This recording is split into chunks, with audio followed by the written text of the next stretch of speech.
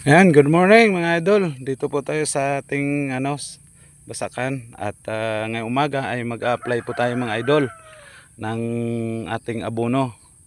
Actually mga idol, 17 days na po ito mga idol. Dapat mga 14 days pa lang mga idol. Ayan po mga idol, hinihingal tayo dahil nagkarga tayo ng dalawang sako. Ito mga idol, yung ating mix na pang abono sa ating palayan mamaya mga idol. So mayroong mga buo-buo, kailangan po natin itong durugin para hindi siya maging buo-buo sa ating pagtapon mamaya mga idol.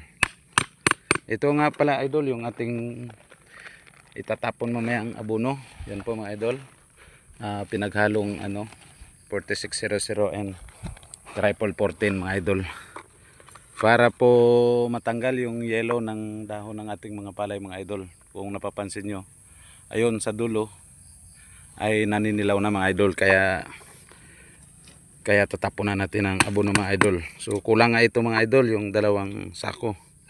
Kailangan mga 4 na sako sana ito mga idol, kaso nakulang tayo sa budget mga idol. So shout out nga pala mga idol sa mga membro ng ng Farmers Association dito sa Barangay Minara. At shout out kay Antilitay saka ng Silin. Napakalaking discount yun pa mga idol. Yung kagandahan dito sa aming barangay. So napakamura yung kanilang abono mga idol.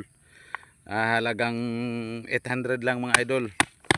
Makabili ka na ng abono sa kanila mga idol. Shout out sa mga Farmers Association dito sa Barangay Minara. So comment lang po mga idol sa mga farmers dyan na bumibili ng abono, kung magkano yung abono dyan sa inyo. Yun lang po mga idol. God bless.